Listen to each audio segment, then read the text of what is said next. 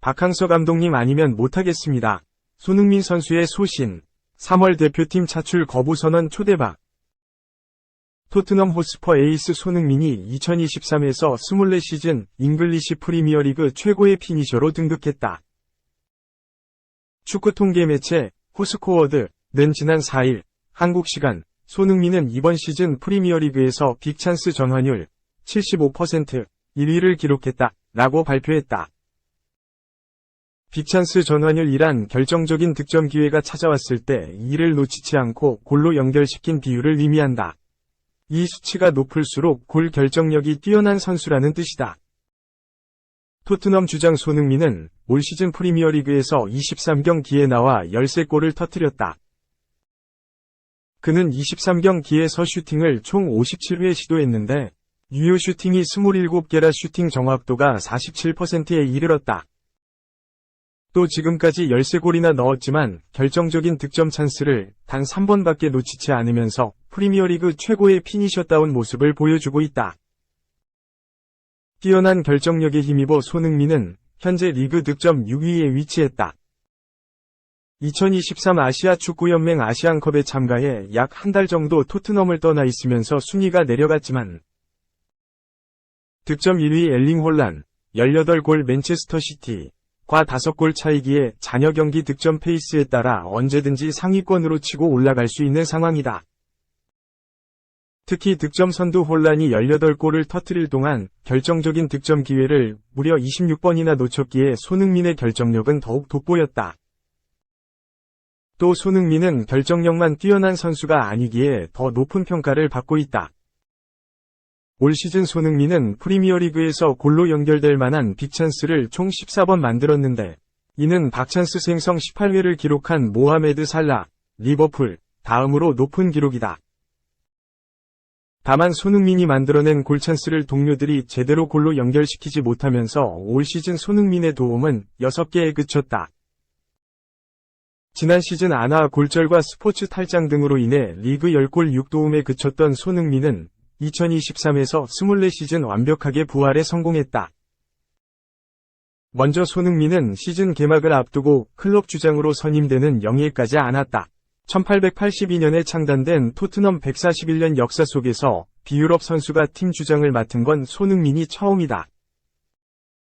주장 완장을 단 손흥민은 지난 시즌 내내 자신을 괴롭히던 스포츠 탈장에서 해방되자 완전히 다른 모습을 보여줬다. 지난 여름 케인이 토트넘을 떠나 바이에른 뮌헨으로 이적한 뒤 최전방과 측면을 오가며 팀 내 최고의 스코어러로 활약하면서 예전 모습을 되찾았다. 초반 3경기에서는 기존처럼 왼쪽 윙에서 뛰었다. 플레이메이커 역할을 자처하며 헌신적인 움직임 및 골찬스 만들기에 주력했던 손흥민은 지난해 9월 초부터 히샤를리송을 밀어내고 4-2-3의 1 포메이션의 원톱을 맡아 맹활약했다.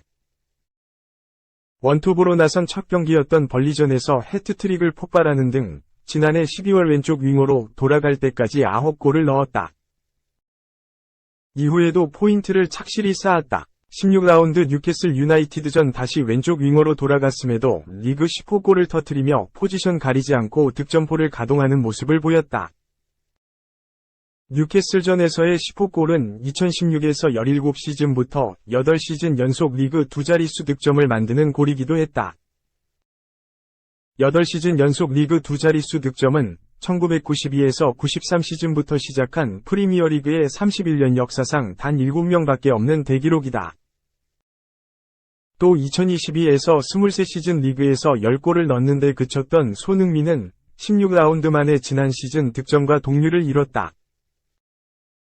18라운드 에버턴전에서 11호 골을 터뜨린 손흥민은 토트넘의 2023년 마지막 경기인 20라운드 본머스전 때 12호 골을 추가하며 전반기를 12골 5도움으로 마무리했다.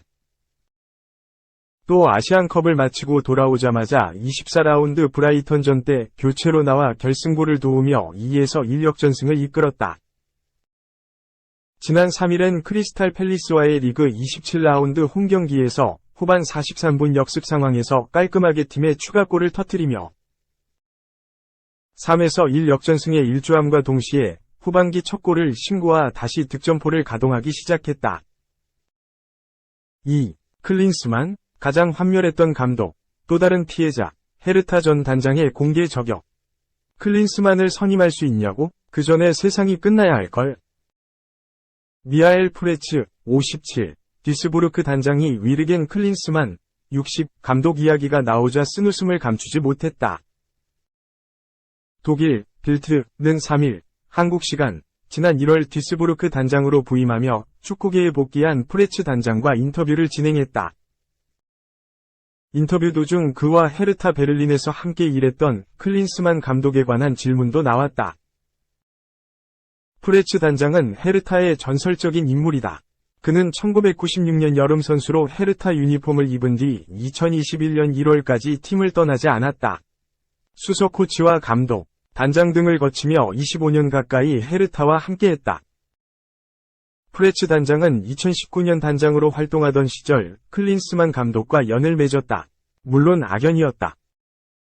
그는 당시 미국 대표팀과 이별한 뒤 휴식 중이던 클린스만 감독에게 지휘봉을 맡겼다. 투자도 아끼지 않았다. 하지만 둘의 만남은 최악으로 끝났다. 클린스만 감독은 약 2개월 만에 갑작스레 사임했다. 그것도 구단과 일절 상의 없이 페이스북 라이브로 사퇴 결심을 발표하며 제대로 뒤통수를 때렸다. 헤르타 구단 측은 가만히 있다가 날벼락을 맞았고, 팬들도 감독이 도망갔다며 분노를 터뜨렸다. 프레츠 단장에게도 클린스만 감독은 흑역사였다. 빌트는 그에게 헤르타 전 감독 클린스만이 한국 대표팀 감독에서 해임된 뒤 감독 시장으로 돌아왔다. 그를 듀스부르크로 데려오려면 어떤 일이 일어나야 하는가? 라고 물었다. 그러자 프레츠 단장은 웃음을 터뜨리며 그 전에 세상이 끝나야 할 것 같은데 라고 답했다. 클린스만 감독을 데려올 일은 절대 없다는 뜻이나 다름없었다. 또한 프레츠 단장은 클린스만 감독과 사이를 묻는 말에 내가 헤르타에 재임하는 동안 모든 감독들 통틀어 클린스만 감독이 가장 큰 환멸이었다. 난 그가 헤르타에서 전설적인 사태를 보여준 뒤 그와 어떤 연락도 취하지 않았다. 그리고 그걸 바꿀 필요도 없다. 라고 단호하게 선을 그었다. 클린스만 감독은 헤르타뿐만 아니라 한국 축구에서도 최악의 감독으로 꼽히고 있다. 그는 지난해 3월 파울루 벤투 전 감독의 뒤를 이어 한국 축구대표팀 사령탑으로 부임했다. 헤르타에서 도망간 이후 3년을 쉬고 있던 감독이었던 만큼 우려와 반대가 컸다. 그러나 대한축구협회는 그에게 믿음을 보내며 선임을 강행했다. 클린스만 감독도 언제나 자신감으로 가득했다. 그는 언제나 2023 아시아 축구연맹 카타르 아시안컵 우승을 목표로 내걸었고 무수한 비판에도 환한 미소를 잃지 않았다. 한국에 머무른 날보다 해외를 떠돌아다닌 날이 더 많다는 논란에도 자기만의 철학을 내세우며 뜻을 굽히지 않았다. 태도뿐만 아니라 성적도 실패였다. 클린스만호는 주장 손흥민, 토트넘을 필두로 이강인, 파리 생제르맹, 김민재, 바이에른 뮌헨, 황희찬, 울버햄튼, 이재성, 마인츠 등 역대급 멤버를 데리고도 연이어 졸전을 펼쳤고 준결승에서 요르단의 0에서 2로 패하며 탈락했다. 여기에 선수단 불화까지 터지면서 선수단 관리에도 실패했다는 비판이 커졌다. 손흥민과 이강인이 요르단전을 하루 앞두고 충돌한 사실이 대회가 끝난 뒤 밝혀졌다. 클린스만 감독의 유일한 장점으로 뽑히던 팀 분위기 관리와 리더십도 허상에 불과했다. 결국 KFA도 결단을 내렸다. 지난달 정몽규 회장이 직접 모습을 드러내 클린스만 감독은 경기 운영, 선수 관리, 근무 태도 등 대표팀 감독에게 요구하는 지도력을 리더십과 보여주지 못했다. 라고 발표했다. 그렇게 클린스만 감독은 1년도 채우지 못하고 경질되면서 한국 축구가 전임제 감독을 시작한 뒤 가장 빨리 잘린 감독이 됐다. 클린스만 감독은 끝까지 최소한의 존중도 보여주지 않았다. 그는 아시안컵 탈락 후 한국으로 돌아가 분석하겠다더니 귀국 이틀 만에 미국으로 떠났다. 자기 거취가 결정될 수 있는 전력강화위원회 회의에도 온라인으로 참석했고 선수단 불화를 패배 요인으로 꼽았다. 마지막 작별 인사도 지난 12개월 동안 13경기 연속 무패의 놀라운 여정을 함께해 감사하다 라는 자기 변호에 불과했다.